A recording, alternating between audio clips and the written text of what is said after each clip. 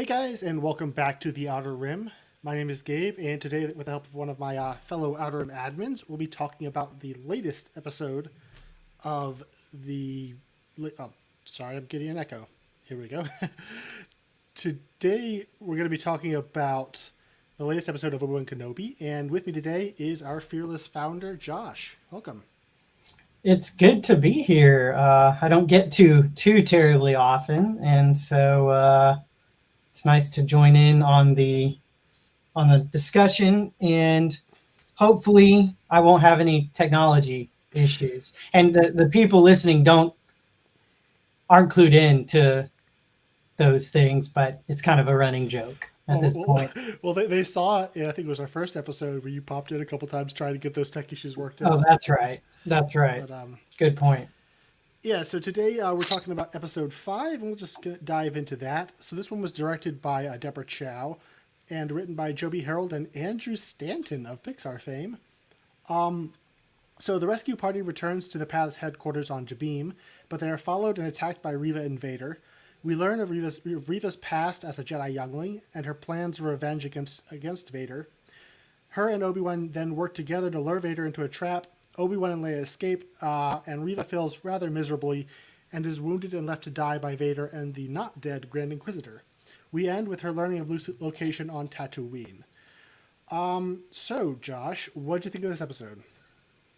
I thought it was really great. I mean, first of all, and we've had our disagreements and debates, and they've been fun and passionate and all those kinds of things.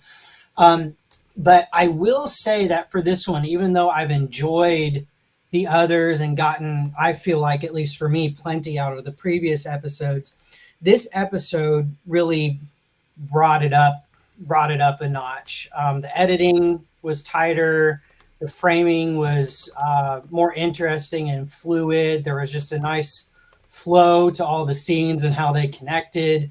The action was kinetic, and the emotions were very real. Honestly, as far as performances are concerned, this episode may have, and probably just because of the writing, may have probably brought the best performances out of the cast. From this particular episode, I would say. Um, and we're starting to get some payoff now too from setup, and so that's always kind of a fun time to come in. When stuff starts paying off, and you start to get answers to questions that you may have had previously that weren't answered. So all in all, I thought it was a really good episode, and definitely kept me on the edge of my seat. And I remember you made a comment in our ongoing chat on the show that we have about how they framed Vader right. They got the lighting right. They got the framing right on him. I remember seeing that and just kind of thinking in my head, yeah, I think that's a really good point there. I mean, Vader looked ominous and scary, and all those things. How Vader should look, and so. Like I said, all in all, I thought it was a really good episode, and I want to give a shout out to the actress who plays Leia, Vivian Lyra Blair. I've seen a lot just over the course of the show. I've actually seen a lot of growth in her too, just as a child actor. Kind of when it first started. I mean, I thought she was cute and adorable and had a good like Leia attitude. Like she's had the attitude down, I think, from the start. But I've even seen, in this last episode, just how she's starting to grow and feel more comfortable in the role and kind of what she's doing too. And so I thought that there was a lot of positive, on that front as well. So that's kind of those are just kind of my popcorn thoughts at this point. Yeah, well, this might surprise people who have been watching these reviews, but I actually like this episode. That's a good one for me to come in on. Yeah. Oh, we'll probably still have stuff to fight about, but like, just going from I feel nothing to somewhere in the I like it range is that that makes me happy. And the biggest reason is, and I have a theory for why this is, but the biggest reason for that is, and I'm basically, I think I was about 1 minute into this episode, and I texted our group chat, and I said, this is the first episode that actually feels directed. And I know a lot of people, they just watch stuff and they don't notice it, and Sure. I almost envy them just because once you start, and I work in video production, and but more than that, I just really study the filmmaking aspect of watching stuff. So Yeah. Once you know about the pacing and editing and direction, you notice it everywhere. And for me, the biggest problem with the show, and it was a problem with like half of Book of Boba Fett, was just it felt lifeless. Like, just like the editing didn't feel purposeful, the cinematography didn't feel purposeful. It just felt like they were just kind of setting up the camera, letting the scenes play out, and then just sort of cobbling together and editing.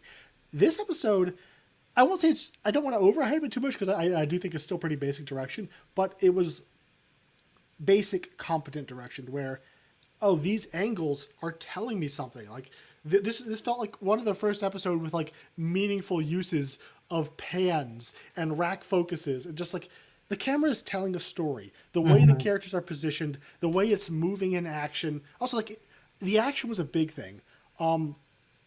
Previously, most of the action was either like this really close-up shaky cam, or just kind of a wide that was like 30 feet away that had no personality to it. This one actually, like, there'll be a character moving through a scene, and then the camera is like passing by them to make that movement seem faster, or just or things like that. Like, it just felt directed. So like and for some people, like, just seeing a thing occur in a story allows them to feel what happens. Sure. For me, it's like showing the thing is only half of it, and what happens is only half of it. What makes it land is how it's shown. Right. The execution of it. Yeah. And so while I still think this is a pretty basic episode on that front, I was at least able to come along with it because it felt well made. Yeah. Yeah. And, I've said, like I said before, I've enjoyed all the episodes, but even as somebody who has been more forgiving, I would say, that I've just been a bit more forgiving on it all. And we all kind of have our own tastes and kind of philosophies and interpretations about how we're taking all this in, which I respect. Like I said, I noticed a step up in this episode, right? I mean, you can't, regardless of any of the debates that have gone on about the previous episodes, I don't see how you can watch this episode and not compare it to the previous ones and go, this is a step up, right? And not just direction. We should all be able to agree on that. Yeah, without a doubt. I mean, this one had really strong emotive scenes and character moments and acting. It all kind of came together how it really should.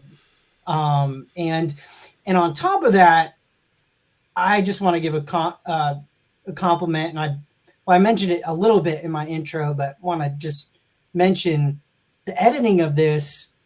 As we go through the story, and you're having these cuts between Obi-Wan and Vader in present, and then Obi-Wan and Anakin in the past, training together and dueling.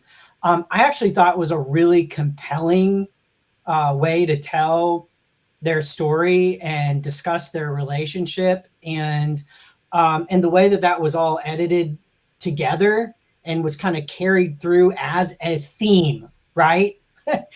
a through line. The episode had a through line, had a thematic through line, and that was, represented in the editing, and elsewhere. And I really appreciated that. And I thought that brought some emotive buoyancy to the episode. Not that I haven't been touched in things that have occurred previously, but this one really,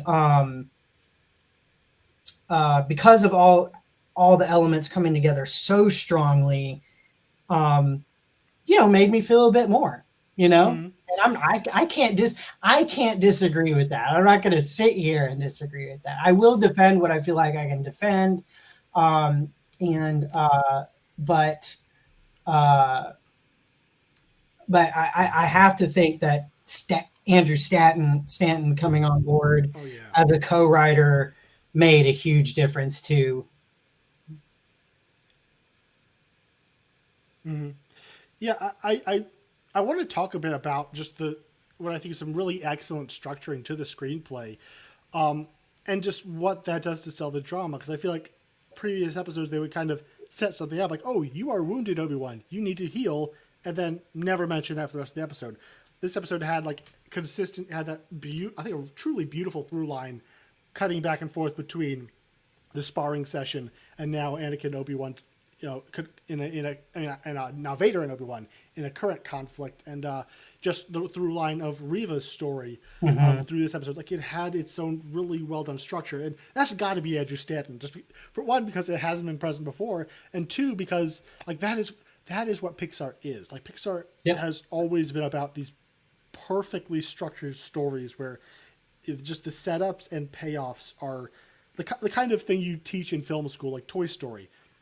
The absolute perfect film where everything's intentional. Everything's intentional. Yeah, everything is set up and paid off, but also every scene is doing like 3 different things. So that I have a theory. This could be entirely bogus, but I have a theory about this episode and probably the last 2 episodes. I don't know that this was the original plan. I'm thinking that they got to episode 4, maybe even shot some of episode 5, and they realized that we have some issues, and then they brought in Andrew Stanton to like a Tony Gilroy or something. Yeah, as a script doctor, essentially, right? Yeah, because like just the language of this episode feels so different, but also the filmmaking being different. Like, my theory has been up till now, like Deborah Chow had a really rushed production.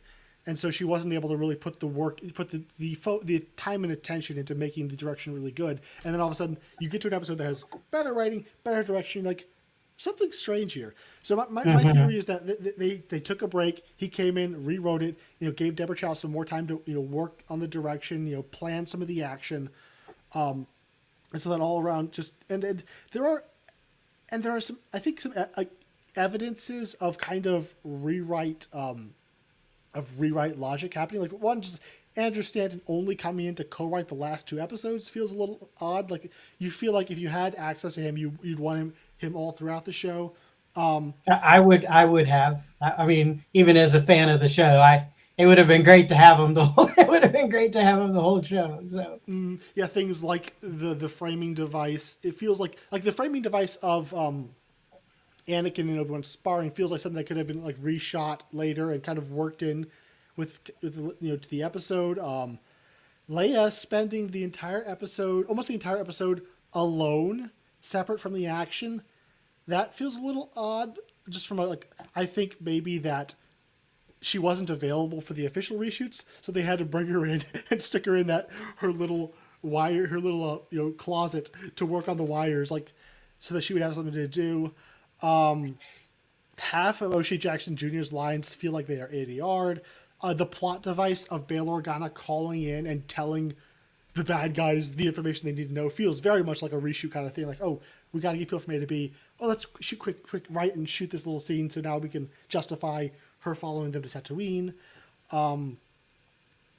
And even things like Obi-Wan taking out the guards that had arrested him, again, as shadows against the wall and not showing it, also kind of feels like a thing a reshoot would do. I don't know. I could be entirely off. Who knows? But that's the way it felt to me. I do think, I think what was probably pretty obvious, and one thing that we can at least conclude is for the last 2 episodes, essentially the climax of this limited series, if in fact it remains a single season, they wanted to bring in a veteran storyteller to help wrap it up. I think that we can probably conclude that pretty easily, regardless of whether there was rewriting or script doctoring, and I'm sure there probably was, um, I think they needed somebody like Stanton to come in, especially for the last couple episodes, who could really bring the pieces together. And you know, simplest answer is usually the right one. So that's probably the decision that they made. Yeah, and so let's just kind of move into talking about that story. Like, what do you think about the structure that was brought to this of constantly cutting back and forth between the sparring session and the present, and how do you think that what do you think the themes and ideas they were? What do you think they were getting at with that? Well, first of all, before I even jump to the themes, just on a technical level and a storytelling level, on the surface, I found it really interesting and compelling. So it kept my attention. Mm-hmm. Right? I liked it. It kept my attention. It kept me interested in what was going on, as that cutting back and forth between past and present was carried out throughout the episode. But ultimately, I think that a lot of it thematically can be summed up in some of Obi-Wan's last lines to Anakin, when they're sparring in the past about how Anakin's drive and desire and really need to constantly prove himself is essentially his biggest weakness. And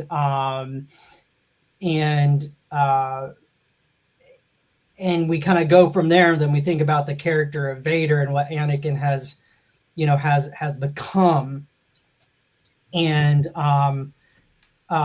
just this, angry, overbearing, bitter, warlord, who rules with no mercy. It's like he's proving himself in probably the most extreme way possible. Mm-hmm. Right. And so that was, and there are other elements of kind of the dialogue and the interplay there that we could get into, but that's kind of like my main takeaway thematically from those interactions. Yeah, and I want to highlight what I think is excellence. This goes back to the screenwriting, but also I think just to when you're planning your film, one of the best ways to keep up energy is to make your transitions meaningful. Mm-hmm. Because like you can, if you have an energy in one scene and then the scene ends, butts up against the wall, the next scene starts, you have to work to build up that energy again. But if you have a good transition, that energy just flows right through. And now the second scene is borrowing the energy of the previous scene to get started. It's just it makes following it so much more pleasant and enjoyable. And I really want to highlight how good these transitions are. Yeah. Like, and I'm just going to go through each one of them. Like the first clash of the lightsabers, we cut to Vader. Yep. Obi-Wan saying he hasn't the patience for a siege. How do you know that? Cut to them sparring. It reminded me a lot of the cut in The Last Jedi where Luke goes, "Where's Han?" and cuts to Kylo. Right. Then Mercy. Obi-Wan says, "Mercy doesn't defeat an enemy, Master," and then we cut to launch the attack. Yep. Kenobi is already ours. Cut to Anakin gaining the upper hand in the sparring duel. Admit you are beaten. Cut to Obi-Wan deciding to surrender. Yep. Your need for victory, Anakin, it blinds you. Cut to Vader walking faster than we've ever seen him move in the entire saga to go get Obi-Wan. Then the ship escapes. Cut to Obi-Wan disarming Anakin. Yep. And then and then the final line, kind of the thematic statement for Vader is, you're a great warrior, Anakin, but your need to prove yourself will be your undoing. Until you learn to overcome it, a Padawan you will still be. And then cut to Vader looking after the escaped ship, defeated again. I counted, there was only one cut in the whole back and forth, which I just went through like 8 or 9 of them, that isn't like directly thematic. Like that's incredible. It is. I would expect like 2 or 3 of them to be purposeful like this, but the fact that every single one of them, except that one exception, is so purposeful and just carrying that energy, but not just carrying energy, but carrying drama through. Sure. It's just really good stuff. It shows how a strong, I mean, this isn't anything profound, but it shows how a well-structured screenplay drives all of this, frankly. When you know structure and you understand structure, and how to get from A to Z and tell a complete story, this is what you get. And they did it. And you're right. I mean, the editing was so smooth and so intentional and thematically relevant. You've said it before, and I agree with you. Another example of just absolutely God tier editing that everybody should watch, and for its editing alone, is The Force Awakens, because it's all, there are hundreds upon hundreds of cuts in that movie, but you barely notice any of them, because of the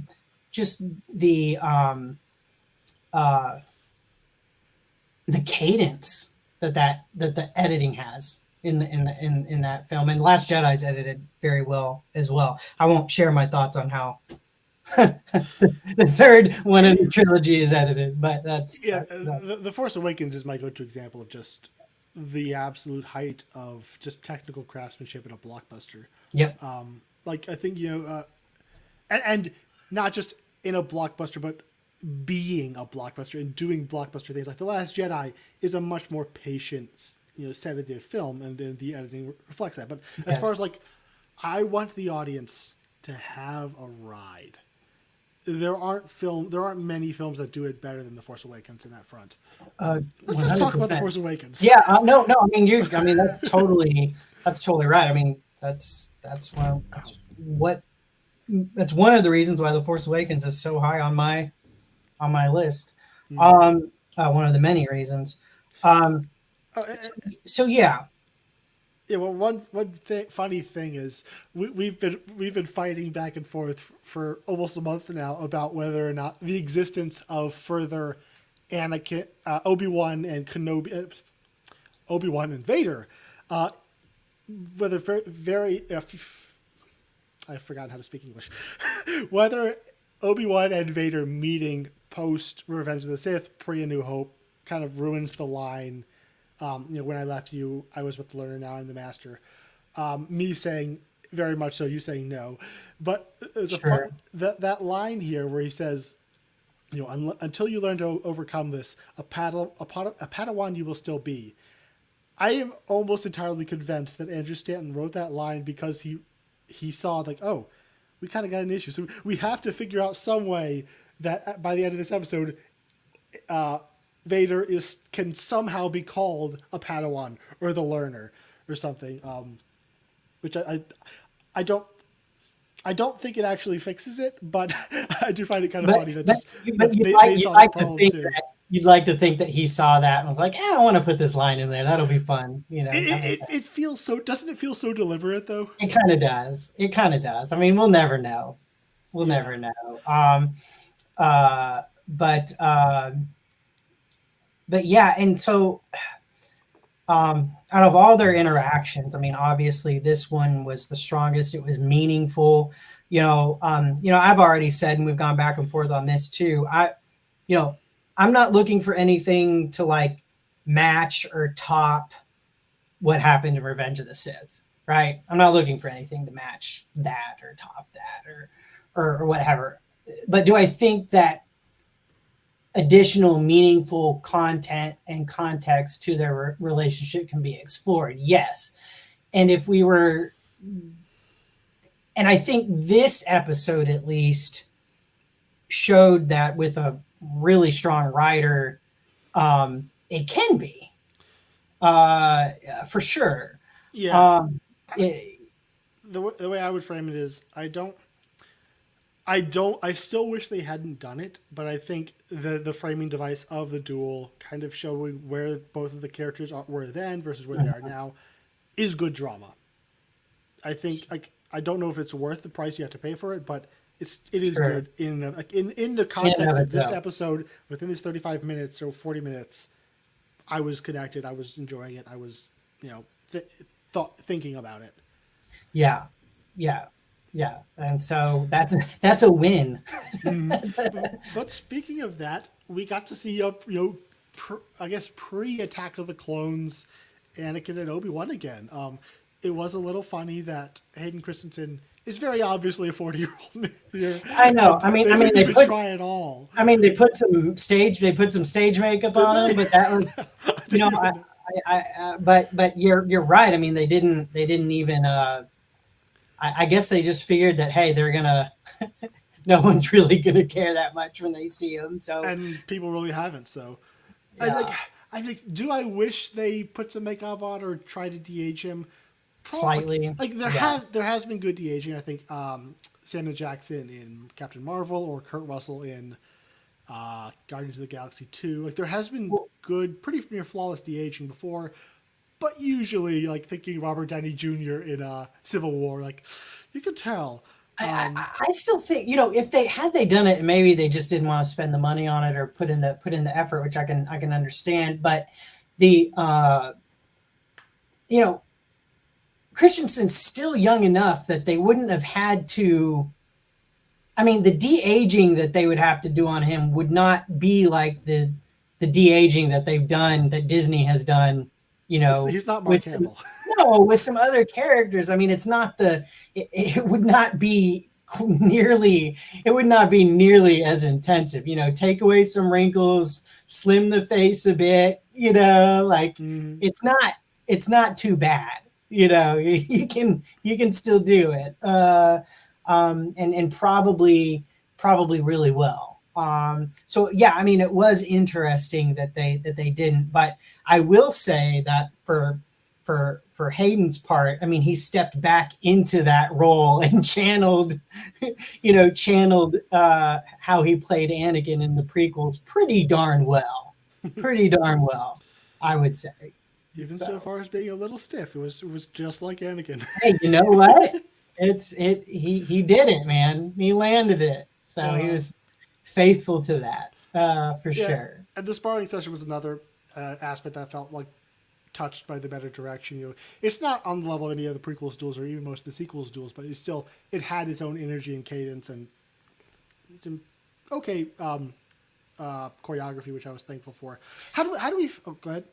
Oh yeah, I was gonna say on the lines of choreography, even though it was short, I really liked the short tussle between Vader and Riva. Mm-hmm. I actually thought that was pretty sweet. Honestly, it was, Vader was just knocking knocking her around, toying with her, and she was angry, and he was not phased one bit by any of it, and that interplay was pretty cool, and I thought just the way it was done was was neat. I enjoyed that 60 seconds of time. So. There were there was a section of like 5 or 6 movements together where it was really obvious she was swinging wide. She was swinging to miss him, and he would like barely move, or like he would like they would like have a blow happen, but nothing actually connected, and like you could tell that this choreography hadn't been entirely worked out. However, props to the direction. I think the cinematography is so dynamic and the editing so good that it moves at such a clip, and there's an energy going through it that it doesn't kill the sequence in the way I feel like if it had been shot just a little slower, those really obvious misses would have stood out so much more. Right, because the way you watch that scene is, oh my gosh, Vader is just like he's anticipating her every move. every single move, and he's reacting to it before she even does it. Almost. I mean, he's easily dodging, everything that she's doing, and it's all too easy, And so I thought that was pretty cool. And the scorn that's built into the staging choreography, where he doesn't even draw his weapon, and then when he feels it's time to kill her, he takes her weapon. Like he has no respect for her. Breaks hers in half. I think it's detachable, but yeah. Yeah. Oh yeah. and throwing it back to her, like, let's go to. I'll give you one more chance. Right. It's so demeaning and just like very much in line with how he treats his underlings. Yeah. It was brutal. It was brutal, man. But let's talk about Reva, because if you've been watching these reviews, I have not liked her at all. Yeah. I've thought the writing was okay, but just the performance never worked for me. And that continued for like the first third of this episode. Then she had a conversation with Obi-Wan through a door, and I was like, oh my gosh, wait, this is good acting. And then the conversation ended, and she started yelling again. I'm like, okay, we're back to square one. But there was that section of when she was, and I feel like Moses Ingram has been relying on yelling so much. Like whenever she has to portray an emotion, she yells, and that's just I think that almost always makes a villain seem weaker, and I just don't think her performance has been great. But I feel like the staging of the scene forcing her to whisper actually meant that she had to emote in other ways, and like I think she is excellent in that conversation, the back and forth with Obi-Wan. But on the larger point, this is a pretty major twist. Like they're not only revealing who she was, which we all suspected she was one of the younglings, but also they're changing her motivation. Where up till now she's been just a over ambitious dark side user who just wants to get power and prestige, and everything she's doing is just to curry some favor from her superior and to increase her position and prestige within the Empire. But now they've kind of twisted. The twist is, no, she's actually here for revenge against Vader.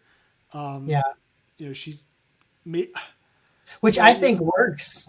I think it works really well, actually. I think about the previous episodes, and I've already started rewatching some of them.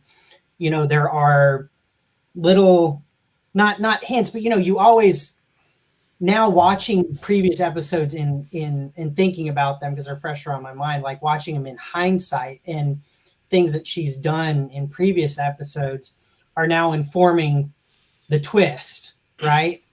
And so I certainly didn't see it coming, and I like that about it. And there'll be a debate, I'm sure, about whether the twist worked based upon buildup that came before. At the very least, it added another dimension to her motivations and why she was doing what she was doing, and why in an earlier episode the Grand Inquisitor called her basically gutter trash, and talked about the Grand Inquisitor was also a Jedi. But talk about where she came from and everything like that. And they came from the same store. I mean, I don't. Yeah, well, I don't know if she knows that. I don't think we have any evidence that she knows his his backstory. It seems like all dark side users are like compensating for something that's happened in their past that they're trying to cover up. It would seem, but at any rate, all things said, I thought. I mean, I agree that that scene between her and Obi-Wan whispering through the door and them having an actual psychological exchange, and conveying their experiences to one another, hat tip to Martin Scorsese on that one, your favorite guy, Mhm. was just great writing. And the writing brought out the great acting. They both, that scene, both actors brought their A game, because and the material was so strong, and that helped. And I really really loved it, and was also just terrified that it never got super graphic, but some of those cuts, man, uh, showing Anakin going back through the Jedi Temple, Mhm. and seeing the look on her face as a kid, how horrified she was, and telling her story to Obi-Wan, and like cutting back to the massacre and everything. Like they probably went about as far as they could as they could go without kind of probably crossing you know crossing the line. Did you notice that the at the beginning of the episode there was actually a disclaimer? Yeah, I saw that. I'm guessing So there's probably something that was added after Uvalde, probably just for a massacre in the school.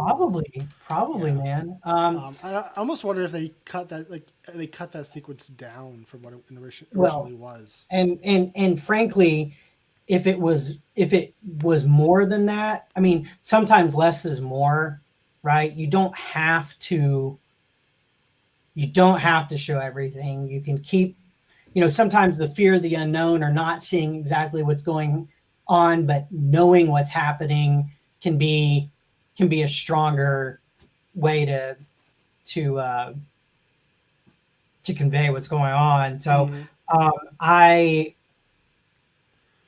so whether it was or not, I think that it was um, handled well, and brought me into the scene and made me feel for her character, and kind of that burden that she's carrying, and and that desire for revenge. The irony of it is she started out a Jedi, and she rose in the ranks of the Inquisitors, and had her own agenda the Hmm. whole time. But what I find so interesting, especially in light of this episode about her, though, is she's kind of, I'm not going to say it because it's almost on the nose to say it, but I'm going to say it. I'm going to say, you know what I'm about to say? I'm not Maybe sure. she's kind of gray. I uh, I think she's pretty dark side. Like I it's mean, revenge. it, That's all she's about. no, She that's doesn't what care who she's. gets hurt. I mean, she's definitely motivated by that. I mean, that's her motivation. But she's not totally, like, you could see Obi-Wan getting to her. It's not like she Mm, was completely closed off like Vader is right now. true. Completely and totally closed off. And so I agree. She's motivated by revenge. It's all she cares about. She doesn't care that she had to kidnap a kid, to get to get And to she Vader. opens the door to storm the base to kill a couple hundred civilians. Right, right. Yeah, all of that. But Obi-Wan, even, gosh, I love it so much. Ewan just, I appreciate when he gets the opportunity to act like this, but just Speaking of that, I want to he imagine if talking we about, had. you don't want this Um, to happen again. Like, do you want to have this to happen again? There are children in there, and he's like pleading with her, is like, do you want to I have the do, line written down here. yeah, Is there are families and their children. Are you going to let him do it again? What he did to you? right. Um, but that. And there's another great little exchange. Whereas do we want the same thing? Do you really want Anakin dead? Where were you when he was killing my friends? Like, and part of Mm. me was like, this is amazing. But also like, what if every episode had one or two conversations like this? Like it's like it's wonderful we're finally getting it, but I feel like what if I this agree. was like a culmination of like a dozen incredible pieces of character building till now. I agree with you. Seeing it, and I hadn't thought about it before, but that would have centered, the episodes. And as we've talked about before, there would have been this kind of thematic through line. They're using that kind of device for sure. Michael in the comments said, "Such a peaceful discussion today." Well, I'm going to ruin that because I'm going to rain on your parade. I don't think this twist works in the context of the previous 4 episodes. I think if I came in and watched this episode within its structure, within its 40-minute runtime, I think it's pretty flawless. But thinking back, I've seen every episode twice. Thinking back on her performance and her writing in the previous 4 episodes, I cannot think of any real hint of this. And I feel like a great twist is one where the moment it happened, you're like, oh my gosh, of course. It all makes sense. And you think back to a dozen different moments where you could see it being led up to, but you just missed it. And I don't think there was really any of that. And I think it's both the fault of the writing, direction, and performance. And maybe due to the fact that maybe that twist wasn't even planned. Like that entire twist could be like if my theory about Andrew Stanton coming in to rewrite these last 2 episodes is true, maybe that twist didn't even exist when they shot those episodes. Anyway, I don't feel it there. So I really enjoy it in the context of this episode, but I don't know how well it fits in the whole show. I think one way it does, and like I said, I'm in the middle of rewatching some of the previous episodes too, but at least one primary way that I think it does is just how single-minded her focus was on getting Kenobi. It's all she cared about. And so we find out the reason why is because ultimately she's using him as bait. But she has access to Vader every other day. Vader's the boss of the Inquisitors. Right. But Kenobi, the connection, the emotional and relational connection. She wasn't planning that. Obi-Wan brought that up. Like she says, he says, "Why don't we do this thing?" And she tells Obi-Wan he's going to see it coming. And then Obi-Wan says, "No, he's going to be blinded by me, and this is your chance." So that was not her plan. That was Obi-Wan who brought that up. Yeah. I think, but did not she say, and I've got to go back and watch it again. And I did not she say, or wasn't there some conversation about how she was in fact using him to draw Vader out? I think she says that, but she's already had multiple scenes with Vader, so it's it reminds me of like the Joker's plan in The Dark Knight or Lex Luthor in BVS. Where like I feel like there are about 17 steps that maybe didn't need to happen. I like both those movies. I don't think it destroys those movies, but it's like I don't know. There seems to be a bit of a disconnect between the cause and effect and the return on investment ratio. Yeah, I just think that she, to me, and maybe I'm just oversimplifying it. I just think that, and I'm not trying to headcanon it as much as just kind of draw the simplest conclusion possible based upon at least what we know about her and now, and looking back in hindsight, that just she thought that having Obi-Wan and drawing him out would throw Vader off guard and off his game enough. That's really the only. And to me that makes sense. I think that that's a simple explanation, and it makes sense. And the reason why she would use him as bait in the first place and not just try to like off him in the back to tank, or something like that, because it's she wanted to create a scenario that she felt like was gave her an upper hand. Clearly that did not work, and as we know from storytelling in general, that revenge can be extremely blinding. And I mean, all the good revenge stories that we know, when somebody is hell bent on revenge, they're not exactly thinking. They're not exactly thinking clearly most of the some of the time because that's their focus, and they're so. Unless you're Vader, apparently, then. And yeah, unless you're Vader, because you've learned to control your emotions a bit and be a bit more patient with your revenge. But she is certainly not that way. And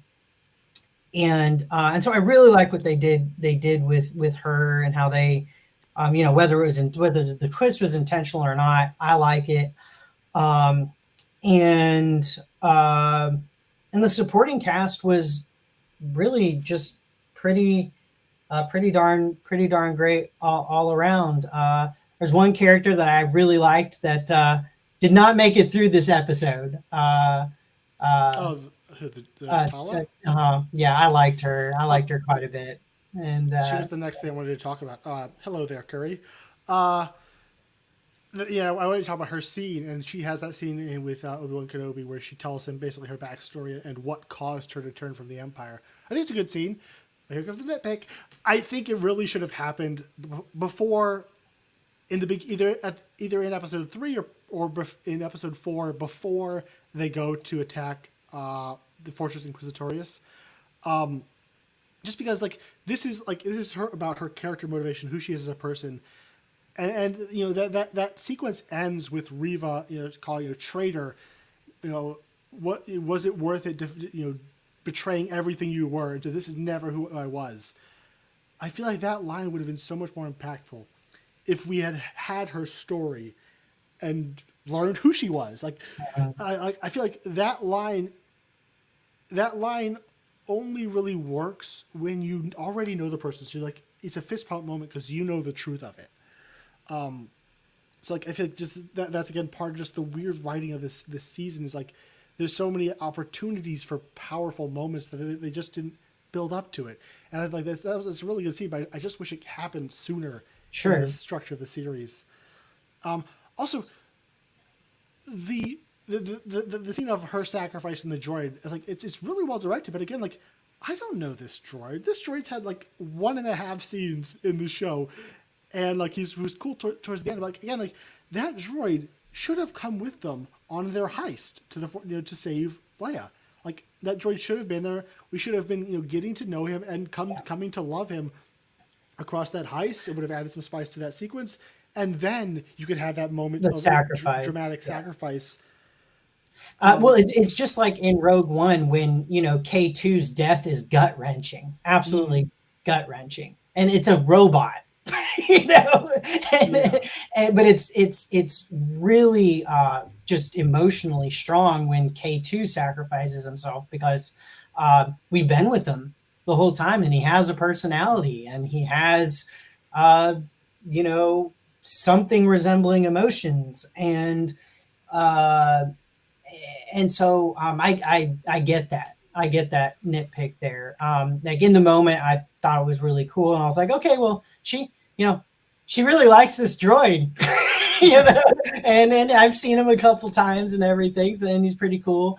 But yeah, it would have been neat to kind of unpack that, because one thing that I always love about Star Wars is regardless of the story is being told, there's always at least one strong relationship between a human or a humanoid character and a droid, right? There's at least too strong. There's at least yeah. There's always one there, and so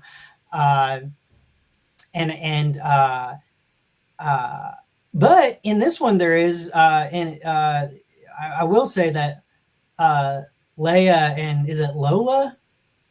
Her I'm totally thinking on her little droid that flies around that actually there's an attachment there, and that starts early on and everything, and so there's that. If Lola, or is it what? Can somebody chime in the chat? Lola sounds right. It's Leia and Lola, really?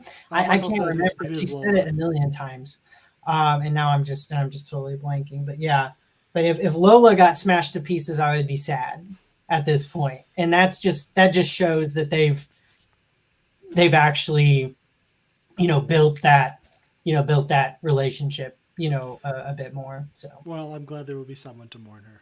yeah, okay, yeah. Uh, um, Curry just said, "Well, I'm just assuming Gabe is wrong and Josh is fighting the good fight." Well, if you were watching, you'd know the opposite would be the case. Uh, um, so anything? How about you? Like anything else in particular that you really wanted to mention about this episode that stood out to you? Um, I actually loved, and I am not. I when it comes to like using force powers, you and I have agreed so many times on like how like when it comes to like force powers, we're not like we don't have like this over. We don't have like this We don't have like this fantasy of like constantly seeing the force being used like any magical power would Mm-hmm. be used like for example in the Last Jedi we were on the same page and totally against this idea that at the climax of the Last Jedi that Luke should be like at the culmination of his arc, everything that he's learned at the culmination of his arc, that Luke should be, uh, you know, pulling ships from the sky Mm-hmm. and killing Kylo Ren and whatever else some of these people, wanted Luke to do just because they had like this like power trip fantasy essentially for Luke that really did not fit his character at all. And really that doesn't fit the path of the Jedi at all. Mm-hmm. With Vader, dude, when that ship starts taking off and he stops it and he pulls it down and rips it apart, dude, I don't care. I loved it. I do not care. Like it was for me, it was Vader in just his raw power and anger. And it's not like we haven't seen, I've seen, and I know I'm admitting this sin again. I've seen very little of the animated stuff, and I'm doing the best I possibly can to catch up. But if I'm not mistaken, there have been some instances either in like Rebels or uh, the Clone Wars where Ahsoka or Vader have you know slowed ships down or something like that. I don't know. I saw something on Twitter that made a comparison between like Ahsoka and Vader doing that. But all that to say, and I may be totally off base on that. Twitter is always true. Everything you see on Twitter is accurate, right? Uh, all I could think about in that moment was going, well, I mean, theoretically, it's possible because, as Yoda has said, size matters not, and there's really no difference between lifting a rock and lifting a ship. It's about how you view it in your mind, and so for me, it was just a cool display of Vader's Vader's force ability and using just his rage and desire for revenge and channeling that in that way. And so I really liked it. I thought it was cool, and I'm not overthinking it. Frankly, I'm not overthinking it beyond that because the force is kind of. I was reminded when I was watching a video that like the force is it's it's a Deus Machina. I mean, Mm-hmm. that's what it is. Now, granted, that needs to be used sparingly. And most of the time it is, but I just thought it was really badass. That's really all I got Well, on that. So. I'll give you one guess as to what you think I thought of it. I know you're Uh, not a fan. You're not yeah, a fan. Michael said Ahsoka does it in the Clone Wars and Rey does it in the Rise of Skywalker before Chewie died for 5 minutes. Yeah, for me, like I think the more overpowered you make your characters, just the less interesting it is. Particularly when you're in an action film, like if like physical combat is always much more interesting. Like, and just the more overpowered they are, just the more the stakes drop for me. But also, it's just I feel like there have been limits. Like, sure, Yoda says size matters not, but all throughout the series, it has been shown like the greater the object, the greater the distance, the more effort Jedi puts into moving it. And I feel like there has to be a limit. And for me, the limit is pulling a massive spaceship out of the sky. And granted, it wasn't even it hadn't even left the building, so to speak. Yeah, I mean, it hadn't. I mean, it was really close to the ground. It was not, to me, it wasn't much of a stretch for Vader to do. Yeah, he says that Ahsoka does in the Clone Wars and Rey in Tross. And that is true, and I'm already iffy on those. And those were like ships that were 5 times smaller, and it was really hard, and both of them ultimately failed. So this is being so much bigger, and him just kind of without effort, like, and just the way it just kind of just stops. Like, there's no like struggle or straining, and just ripping the walls off.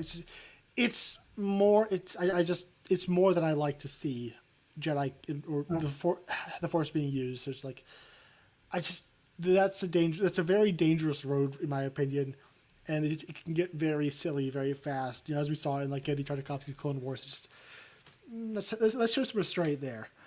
Yeah, and you and I have always shared similar concerns on that. For this one, I'm letting it go because I liked it.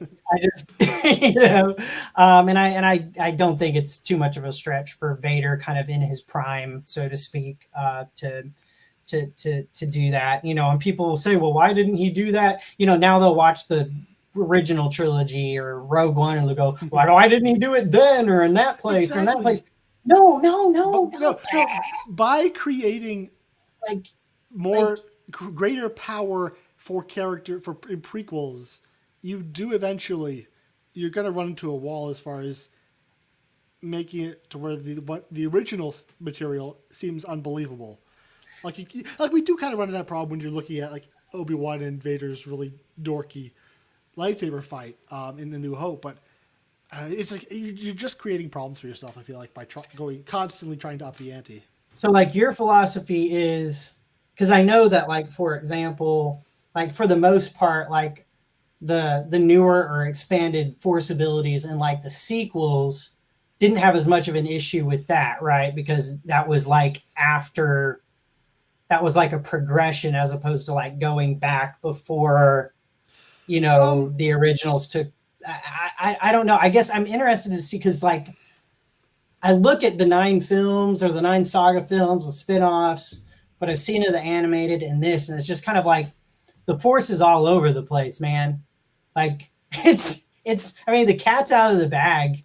And I'm not saying that you can't, I'm not saying that you don't try to keep the cat, copacetic, and like in the bag most of the time, even if it's like scratching to get out. Like I 100% like am on track with you, because we've agreed so many times on like having some restraint on it. But ultimately, I'm not sure if we're going to find, like, we could drive ourselves crazy on the consistency factor, to a point where it's just kind of like we're running in circles, right? Sure. When it comes to the Force and it's, and it being used. And I don't think that that's a license to go crazy by any means. So don't get me wrong on that. It's just like for me, like I think a great example of doing the really badass thing right is Luke in Mando, where like he's not doing anything crazy, he's not doing anything we haven't seen before, but what makes that scene special is the direction, the music, the awe of and the way it keeps cutting back to the other characters watching, like, this is what a Jedi is. This is incredible. This is the legend, Right. And they don't have to do that by upping the ante so high on, now we're pulling, cargo ships out of the sky. It's just, doing it through filmmaking, I think with subtlety, like that's how I prefer expanding and showing off how a character is badass, like Vader did with Reva. Just shortly afterwards, like the way he's super cool and he's just toying with her. Yeah, he's but just toying with her. It's done in a way that I feel like isn't straining at the edges of believability, whatever that means in Star Wars.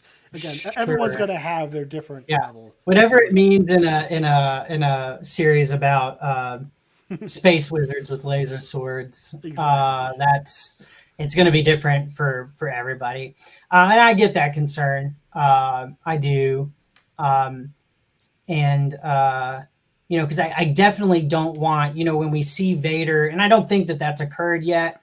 At least for the most part, when we see Vader in the original trilogy, I don't want Vader to feel just totally nerfed, at this point, because it's, and I know that that's a concern that some have had, as, I've seen some of those concerns about, like, man, if they make him too powerful now, I mean, what's he going to look like in the OT, since not a whole lot of time passes between, Obi-Wan and, I mean, it's less than 10 years, right? Between it's less than 10 years. It's 9 years between Obi-Wan. It's like 9 to 10 years between Obi-Wan and A New Hope. Mm-hmm. And so it's not that long. I mean, a decade,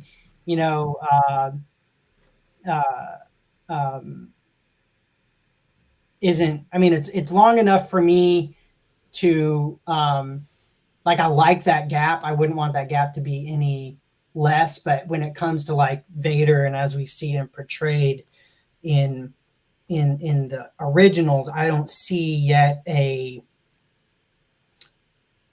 least not a glaring instance of, oh, well, they've gone so far with Vader's abilities in Obi-Wan that now he just seems like a, now it just seems like a nobody in the original trilogy. I don't see that, and I don't feel that.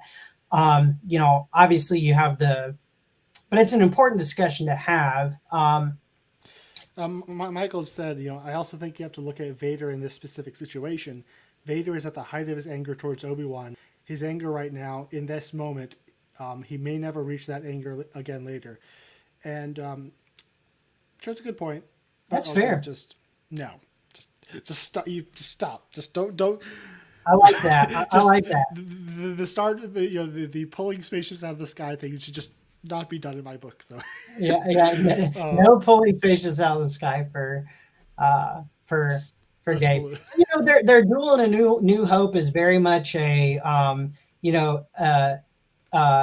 an aging monk-like master against the apprentice, and it's really more a conversation than it is than it is a duel, and so that still works. And then you get to Empire, and I was just talking about this with Michael and Curry, actually, because I have more than one Star Wars chat, and I was thinking about Empire and how, like, especially for the time, like, but even now when you rewatch it and you've got Vader and Luke's duel in Empire, just how masterfully well done all of that still is, for the most part, and how, like, intimidating and powerful Vader is, and how he's just toying with Luke, that whole time, really not exerting that much, too much energy. Almost lets his guard down a bit too. But I was thinking about that duel in Empire, and just how Vader is still very much, he's in charge there. He's in charge. He's whooping up on Luke so hard, and using some new Force abilities, by the way, that we see in Empire. I want to go back, just as a side note, and, like, count, like, just in the original trilogy alone, like, from A New Hope to Return to the End of Return of Jedi, how many Force abilities were added, as we went along, and we saw for the first time. because in A New Hope, it's mind tricks and uh, feel the Force, Luke, and the torpedo thing, but that's about it. And then we get to Empire, and Luke is pulling a lightsaber out of the snow, and Vader's flipping switches, and Luke is jumping up super fast, and so is Vader, and we have the beginnings of kind of like Force Skype, between like Luke and Leia, and all those things. So I was just kind of, as we're talking about Force abilities and just the saga as a whole, and kind of what we're seeing in Obi-Wan, it just kind of, to me, it just kind of opens up some interesting thoughts of just how like the Force has evolved just sequentially throughout the saga, because it's just kind of always built upon itself. They always kind of want to show us something new, about it. And it's very much convenience. It's very much plot convenience. We know that, so. Yeah. I just think there should be limits. I mean, I don't disagree. I agree with you in principle, but not always in practice. But we both draw the line at Luke in The Last Jedi. We both flatly and passionately reject Luke in The Last Jedi doing what some wanted him to do. So we have that, we have that at least. So a couple more things I want to mention. The Inquisitor's back. He's not only not dead, he doesn't look injured at all, which was a little weird. Like, I think in the timeline of the show that happened, 1 day ago? Right. But I think this was my favorite performance from Rupert Friend. Just the way he's just this super bitchy, mean girl to He Reva. totally She's is. dying. He totally is. Even really he takes her pin. Good That's try. mine. Grand Thanks. Inquisitor. Yeah, boxer. Yeah. Yeah, it was a lot of fun. Yeah. I mean, he must have been, apparently his species has 2 stomachs. So, Something. he must just have one now. I don't know. We just don't need our gut. Yeah, or at least you don't need 2. And then I do have, again, more nitpicks. Surprise, surprise. There is a series of conveniences based on incompetence that happens in order for like several things to happen at the end. In order for Reva to learn about Luke at the end of the episode. First, Bail Organa has to make the stupid mistake of calling Obi-Wan for no real reason, just for kind of a checkup, and then giving all the pertinent information, which he runs a spy network. I don't believe this man would be that stupid and that careless. So that's incompetence. I mean, it was an exposition dump. It was. Yeah, but like it only happened to give it to Reva. Then you have the incompetence of Kumail Nanjiani. Just I'm gonna drop it. Like again, like you're layering the convenience on top of each other. And then the final convenience of convenience of Vader not killing her, which just literally the Grand Inquisitor just survived the exact same injury, and possibly I don't know if that flashback is like only thematic, but it looks like in that flashback that Anakin literally stabbed Reva as a child in the exact same place. So did he fail to kill Reva twice? The same, like, that's getting a bit ridiculous. I interpreted the flashback as more of thematic and kind of right, because it's how she's seeing herself. It's how it's like PTSD, right? It's playing back in her head and so it's when she gets stabbed by Vader, it's like she was stabbed by Anakin. It's like she's standing there again, watching him come through that door and him doing it to her. And that's how I interpreted it. Which was a really well put together sequence as well. And because then she does talk about how she hid amongst the dead bodies. So Anakin stabbing her in the Jedi Temple did not actually happen. But it is just funny to think about. Like, yeah, did that really happen twice? I know, right? I feel like these are three different inconveniences, all just to get Reva into that finale and probably on Tatooine. Just, I mean, conveniences. So it's that kind of writing that just it's working too hard to try to getting to an end without really justifying the story. Just, I don't buy that Vader would be careless enough to leave this very dangerous person alive, even if he thinks she's going to die. No one dies in Star Wars, so he should know better, including him. Like, he got his legs cut off and burned alive, and he's fine. So he should know better. That all felt a bit silly. So you thought that in that moment, Vader would have just, like, made sure that the job was done? Yeah. Like, he's never been terribly precious about killing his subordinates. Interesting. Yeah, I guess I just see it more as, you know, he doesn't think much of her. And granted, he doesn't think much, as you said, doesn't think much of any of his, you know, his subordinates. And he typically makes sure that the job is done and done right in his mind. But,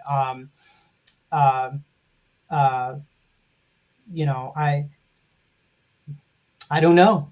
Michael said that's how I read it as well. I'm assuming that's your interpretation of the Anakin flashback. Oh yeah. So, but can people just not die anymore? Which I also agree with, Joe. Enough, like, allow some people to die every now and then.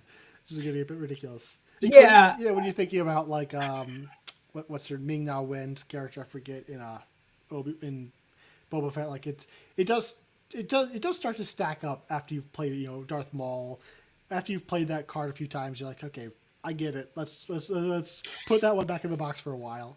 Yeah. I mean, on that note, like, I don't disagree. Like, don't use somebody dying or like a fake death as like a, you know, use it every once in a while, but like a fake out death becomes a stacked up one on the other, just kind of becomes a story. It kind of becomes a storytelling crutch. Like, oh, we don't want this character in this next episode because we've got to focus on these other characters, you know? Mm-hmm. So let's like fake death this one, you know, and bring that character back. And it loses all its power because, like, when she stabs the Grand Inquisitor, everyone was like, yeah, he's not dead. He's fine.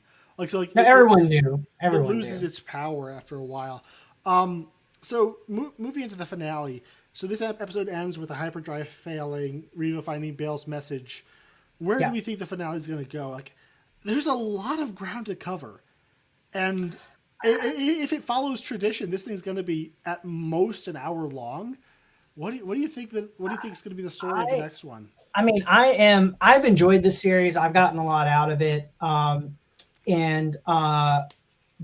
I think that the length and pacing and payoff in this episode is a lot hinges on this last episode. And in some series, you know,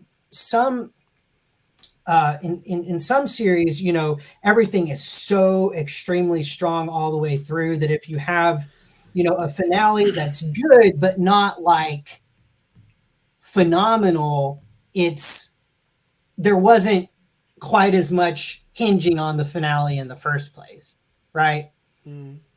With this, even though I think the series has been good, I think that there's a lot hinging on the last episode in order to like properly wrap and pay off, right? Like there's a pretty heavy burden that this episode has. That's the point I'm getting at. And it may be kind of like an outsized burden, you know, that this episode has. And so, you know, if it's only like 30 to 45 minutes, I don't know how it wraps properly. Yeah. I just don't know. And my approach is always, you know, let it tell me what it wants to tell me and let me think about it and then kind of like fully judge it or determine what I think about it in like hindsight once I have all the pieces together and I can look at them as a whole. And so that's how I've approached this whole show. But I have no idea where it's gonna go. Yeah, None. And frankly, it would be like exhausting to like try to think of all the different like possibilities that, you know, but I do think that we're going to get, I do think we're going to get a, you know, I do think we're going to get an actual duel between Vader and Obi-Wan, yeah. like a real one.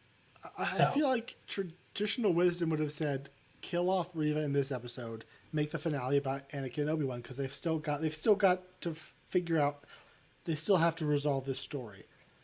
But now you've got Riva going to Tatooine and Vader pursuing Obi-Wan, and Obi-Wan clearly he can't lead Vader back to Tatooine. Like that would be a disaster. It's like I don't see how these stories are going to connect again. I feel it's right. It's an interesting place they left. Yeah, he can't lead Vader back to Tatooine. That would be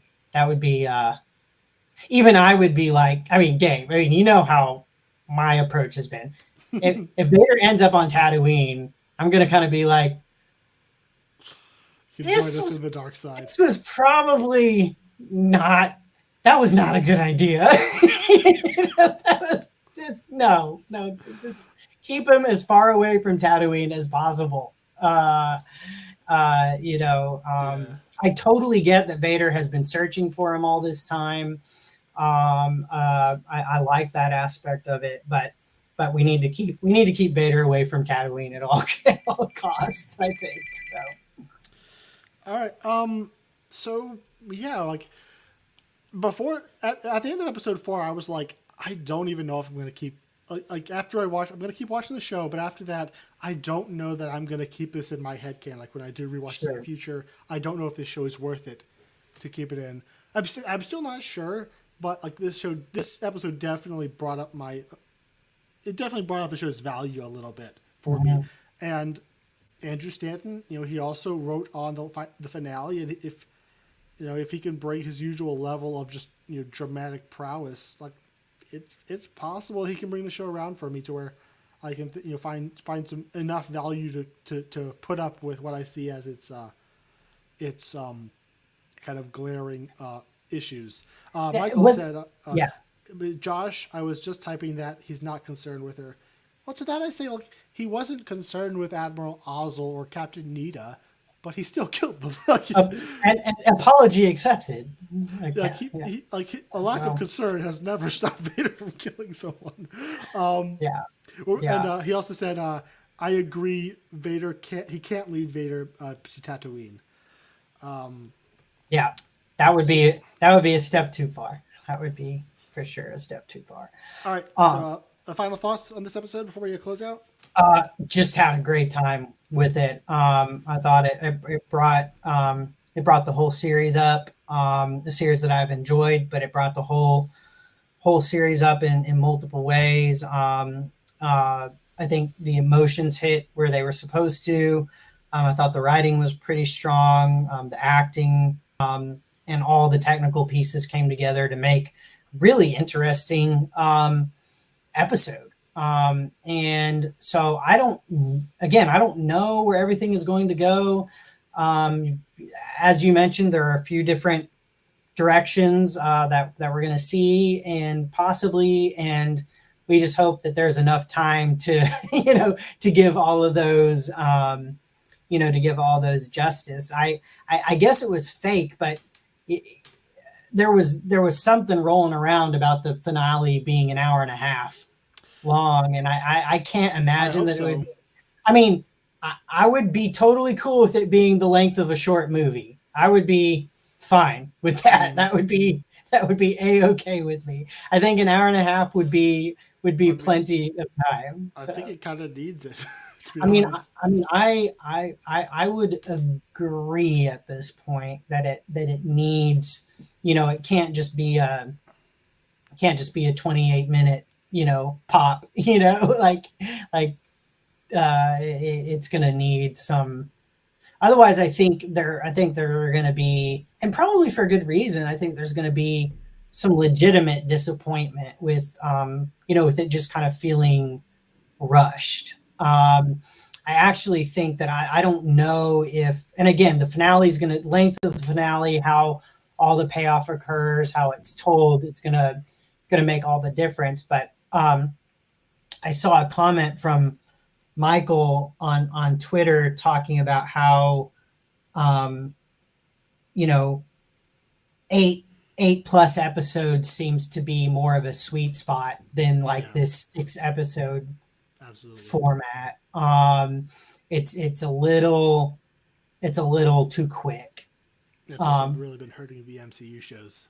It's a little too quick for the amount of story you're trying to take on. It's like butter scraped over too much bread. Or what is it? Too much butter for the bread. I don't know. Yeah. Too little. Is it too? Is it? It was thin like butter scraped over too much bread. Yeah, there we go. Gosh, man. Yeah. Speaking of another franchise, but I do want to say before we head out though that I'm already thinking about Andor, and I've rewatched that episodes.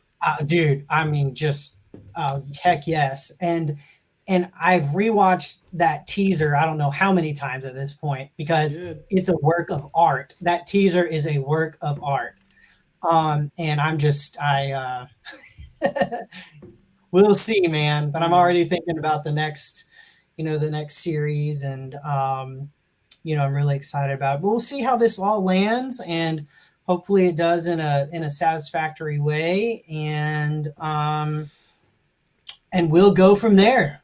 Mm-hmm. So, lastly, Michael said, "Can we have a show where Andrew Stanton writes the entire show, or better yet, a movie?" And to that, I say absolutely. Better yet, let's have every single Star Wars script from now on. Just run it by the Pixar Brain Trust. Let them, poke at it, make some changes, then go make it. Like that should be just the process from now on. I think that is a really wise. That's a really wise. Him and Tony Gilroy, I guess. And throw Rian Johnson in there just because I always make sure that I mention him or The Last Jedi in like every stream I do at least once. It's kind of a rule. It's kind of a rule that I have. So anyway, but I enjoyed it. I'm enjoyed coming on. So.